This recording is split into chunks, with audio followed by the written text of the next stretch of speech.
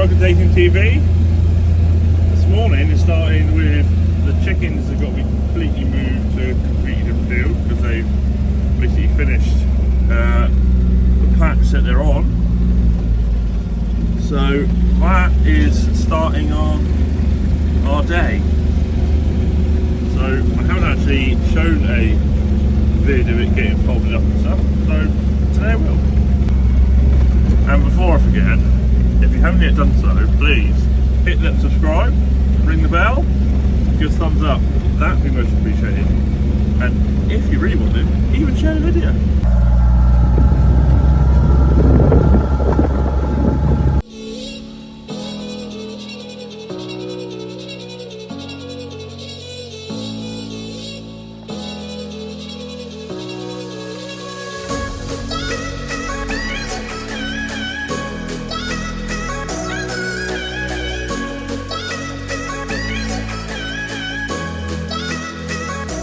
As you can tell, it doesn't take very long to fold up.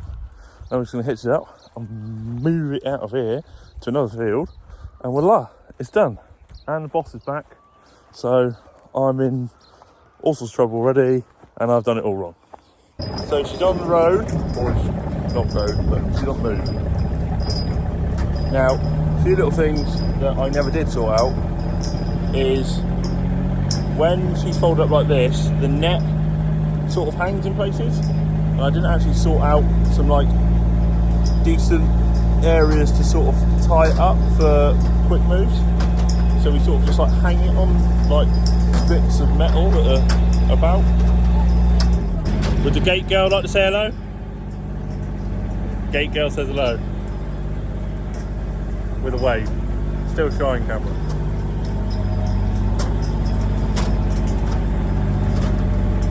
Any other gate girls out there? That's probably going to actually be deemed a sexist term now, and I think it's an endearing term. Why can't it be gate guys? Well, it's just not how it works, is it? It's gate girls, guys drive. God, some sexist stuff going on here and there. Here we are. New field. This field I've seen chickens before, so until I have got a plan to scale this chicken egg thing up, because it's actually really quite profitable. More profitable than I actually imagined. Like, just so you guys know, our eggs go for £4 a dozen, and that ain't bad crack. Bad crack. So now we're going to just basically take all these down, reset up the trawler, and then link that up with the electric fencer, and voila, it should all be good to go.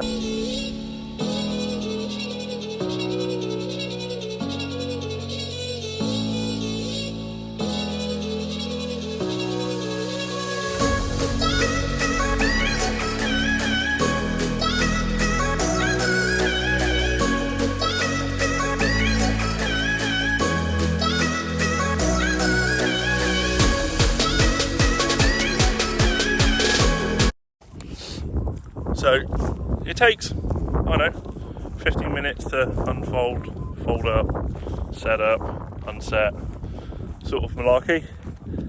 But once you're in a field like that, next time we've got to do is unpeg corners, pull it forward, and away you go. So I'm not sure whether I want to make another one like that or make a much bigger one.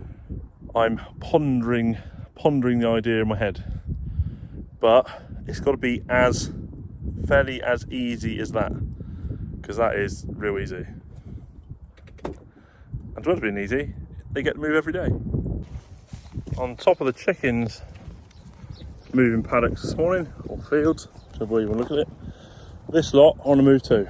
So I've already put up a bunch of fencing, but unfortunately I ran out of fence sticks. So now I've got them in my hand, I'll go finish them off.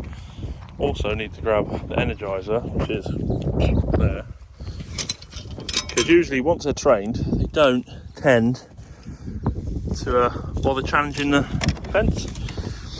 but on a fresh pasture with nice grass in front, which is there, which that's what we cut first cut. Now this lot can have it now, because I've got nice grass in front of them, just to make sure they don't test it again. They energise it with me. It's safe to say they aren't going to test that way at the moment, because quite frankly there's nothing there. Plus that's going to get topped for the docks, which are left lying around. Literally, you can't believe it sometimes. From the length of there to there, I was out by 3 posts. Technically 2. I used an extra post because there was a little bit of rising ground. But I could have done it with 2. And I walk all the way up there to go get them. So walk all the way back down here with them. But the gals have got some fresh grass to get on with now for the week. They'll be in here for a fortnight, I reckon. So they're pretty good for grass now, and that'll be before they go back up to another paddock up there. But this is their sort of bonus grass now. After first cut, they're kept out of this. Second cut, they get it back, and kind of just keeps them going. Plus, it's always a nice sight because we get to look at this lot from the houses, so it makes like really nice evenings just sitting out and watching cows graze. It is absolutely pissing down, which is great. I just sort of brought the dogs up here to have a bit of a runabout. Yeah, it's been raining steadily most of the day, and this is the most rain we've had now in 5-6 weeks. If not, I'm sure someone will correct me and say longer, maybe 7 weeks. We've had little bits of rain, but ground penetration on that has been about 5 to 7 mil, like hardly anything.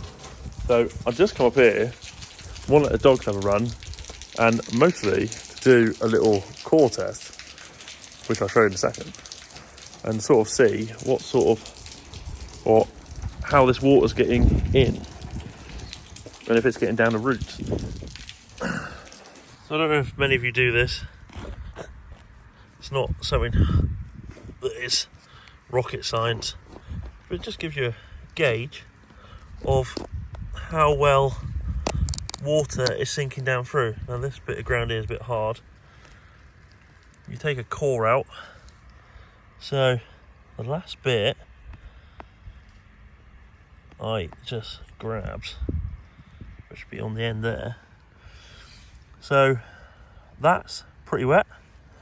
Down here, my little finger there, now that is very dry still. So we've got 1.5 inches of moisture getting down now. So still need a fair bit, but as I said, really showered the other day. I did that little core test just to see what sort of amount of moisture's getting in, and it, as I said, it was finite, literally a couple mil, 7 mil tops. Now moisture's in like moisture's in about 1.5 inches, that's a lot better.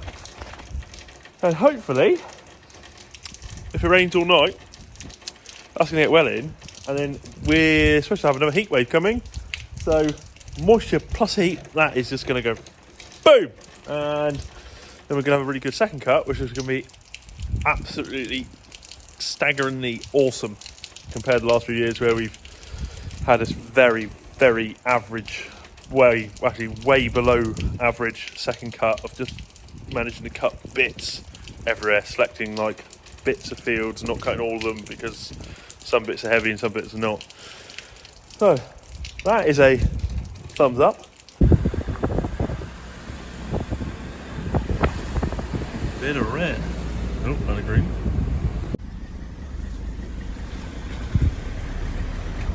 So as you can see, I'm a Massey dealership.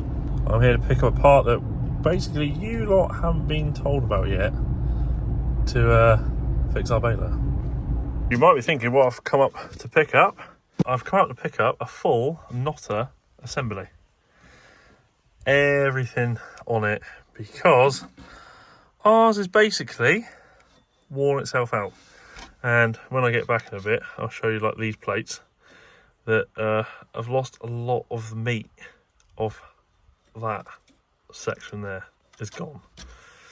It is fairly well worn. So this one's gone on the one at home. That one hasn't. But instead of just buying one, you've gone and just got the whole assembly because it's one of the only things that we haven't replaced in the baler. Vincent Engineering is around. And here is everything they've stripped off so far, which doesn't look much down there. And it should be here.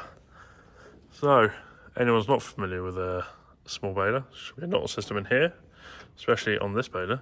Knot system over here. Needles come up through here, ties it off. These plates go around, whip the knot off the billock, which billock can be facing that way, and do a 360. And hey presto, you end up with a knot and a tied bale. And it's weird not seeing it there.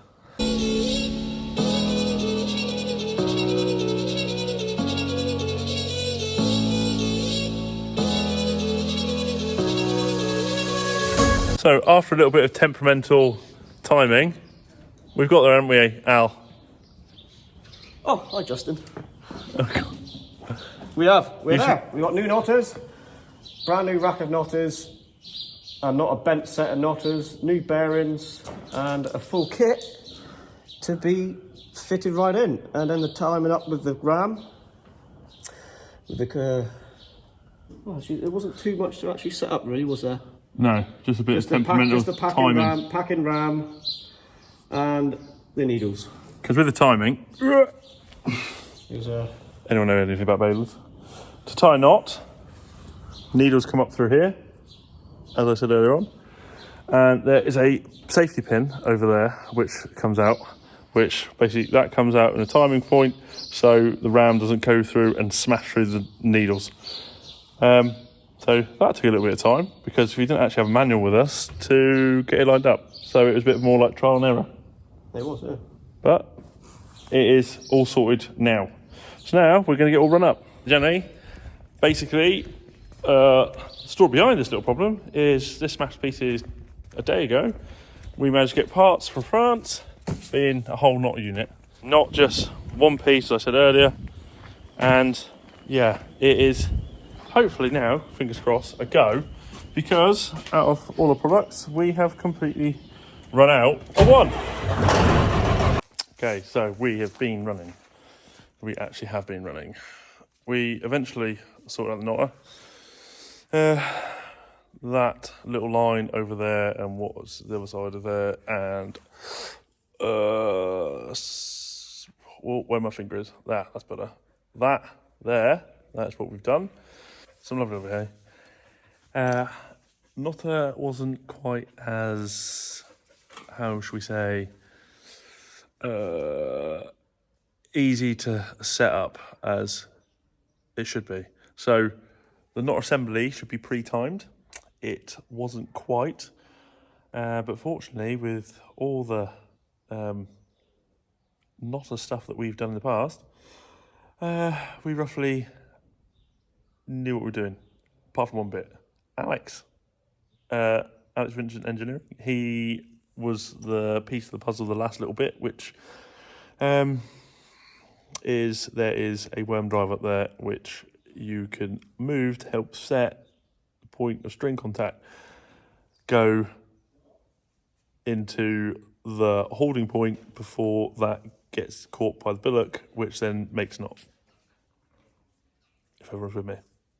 But what I'm going to do is, and this video might be late going out, but there's going to be a Sunday special or Monday special, depending on when I get it done.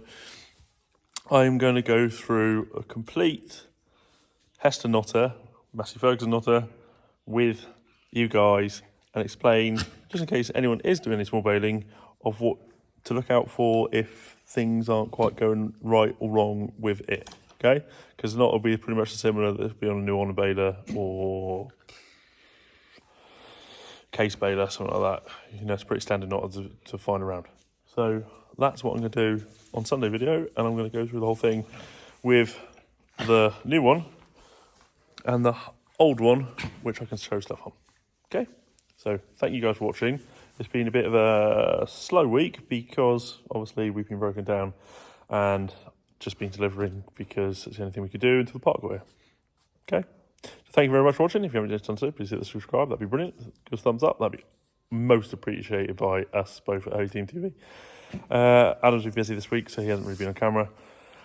And anything else? You're going to find any more of us. You can find us on all major social media things. You can find that on the channel, so I'm not going to get into it. Thank you very much for watching. See you next one. Cheers.